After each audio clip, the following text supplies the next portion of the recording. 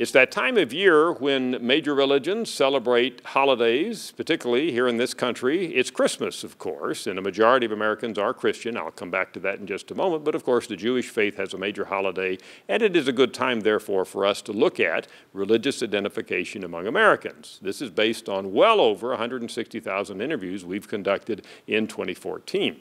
Now, as mentioned, over 3/4 of Americans identify with the Christian faith. Let's break that down. 52% of Americans are what I would call non-Catholic Christians. These would be Protestants, Mormons, any other religion that our interviewers categorize as being Christian but not Roman Catholic.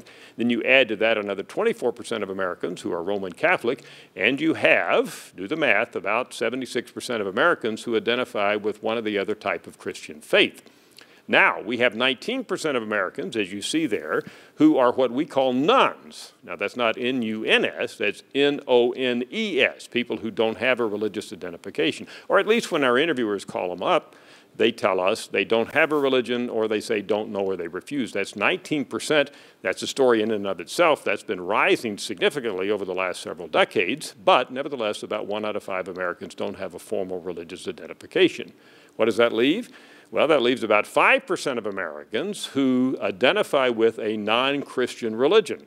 About 2% are Jewish, and another 3% identify with a wide variety of other religions that are not Christian religions. So you have 3/4 of Americans, roughly, who are Christian, another 5%, roughly, who identify with a non-Christian religion, and then about 20% who don't have a religious identification, and that's where we are in terms of religious identification in America today. I'm Dr. Frank Newport, Gallup Editor-in-Chief.